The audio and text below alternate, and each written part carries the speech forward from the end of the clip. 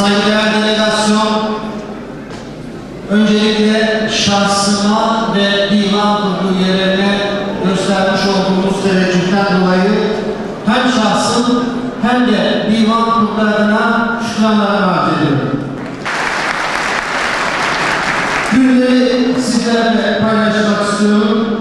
Saygı duruş ve istiklal marşının okunması, protokol konuşmalarının yapılması, faaliyet raporunun okunması, gelir gider kesin hesap raporunun okunması, müzakeresi ve oylanması, gelecek dönem tahmini bütçenin okunması, müzakeresi ve oylanması, daha sonra yönetim kurulunun icrası ve seçimlerle inşallah bu kongremizi tamamlayacağız. İçişleri Bakanımız Sayın Süleyman Soylu.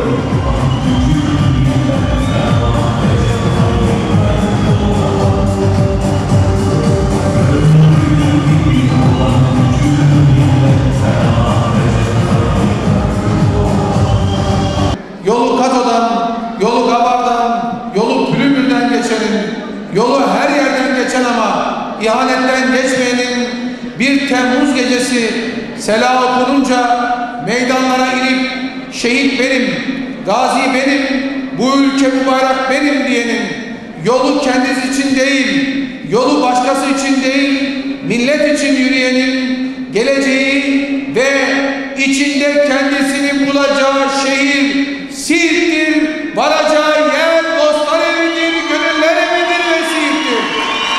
Şebekelerini ellerinin tersiyle itebilsinler ve boğabilsinler diye milletimiz sabahlara kadar dua etti.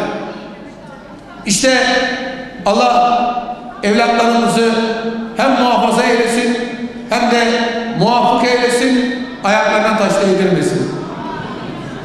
Şunu ifade etmek isterim. Çok ciddi testlerden geçiyoruz. Karanlık bir irade dünyanın bu bölgesi için çok farklı hesaplar, çok karmaşık hesaplar içerisindedir. Gezi olaylarıyla başlayan, 17-25 Aralık'la devam eden,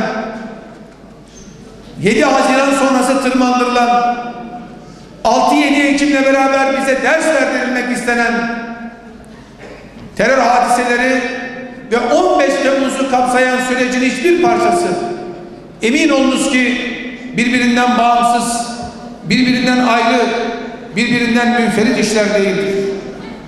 Türkiye'deki istikrarı bozmak için 21. asrın başından beri kazanılmış siyasi ve ekonomik gücü zayıflatmak için, kardeşliğimizi bozmak için birileri ellerinden ne geliyorsa yapmışlardır ve yapmaya devam etmektedirler.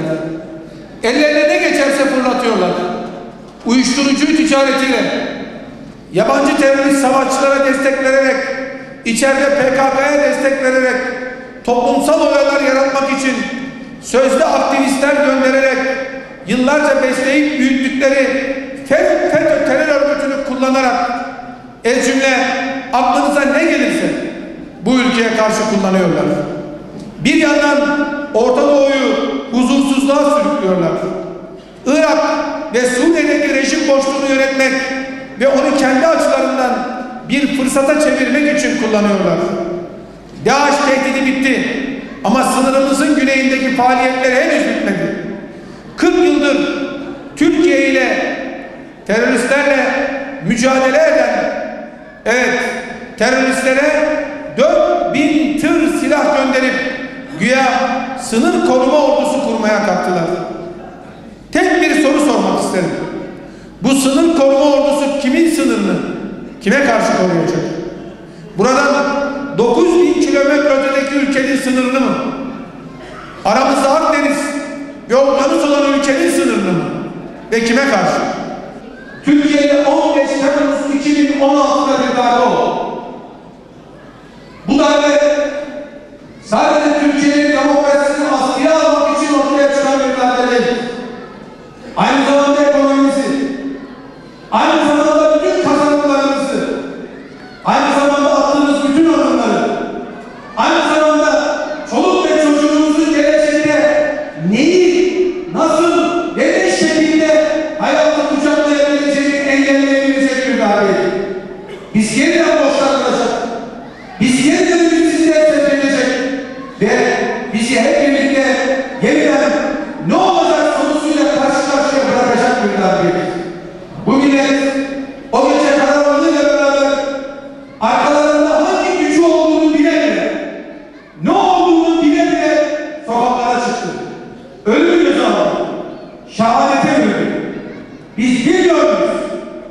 Biz ahır mıyız?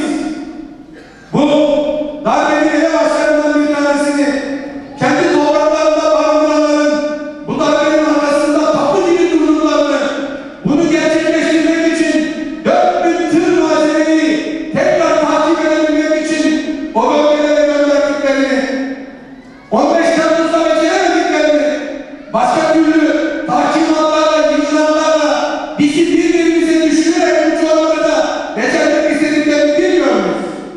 Elbette ki biliyoruz. Ama biraz yürek ister. Biraz da cesaret ister. Biraz da akıl ister. Öyle onların ötesinden gelip buralarda plan kurmak, bu coğrafyayı huzurlu bozmak, Irak'ın, Suriye'nin, Tunus'un, Fas'ın, Orta Doğu'nun, Orta Asya'nın, Balkanların, ben buranın tatlıyım diye bana iş ortaya koymak, ölmeye hazır bir millet var, buradan sesleniyoruz. Yıllardan beri bu ülkenin üzerinde oynadığınız oyunlar yeter diye bağlayan bir millet var, buradan sesleniyoruz. Biz herkesin kendisini ifade edebildiği bir sistem istiyoruz. Biz bütün farklılıkların zenginlik içerisinde olduğu, herkesin birbiriyle kucaklaşabileceği, havanın havayla bir araya gelebileceği bir Türkiye istiyoruz. Sadece Anadolu coğrafyası için bunu istemiyoruz.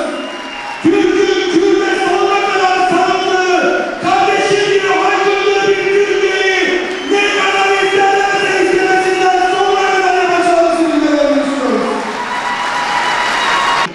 Siirt'te yine bize çok kutlular. Hani uyuşturucu meselesinde bir söz söylediğinde kıyametleri kopardılar ya. Hani hatırlıyorsunuz değil mi? Bir söz söylediğinde kıyametleri kopardılar. Yine bize kutlular. Niye? Terör örgütünün acentesi olan, ona acentelik yapan belediyeleri görevden aldık diye bize çok kutlular. Demokrasiden bahsettiler. Hangi demokrasiden bahsediyorsun?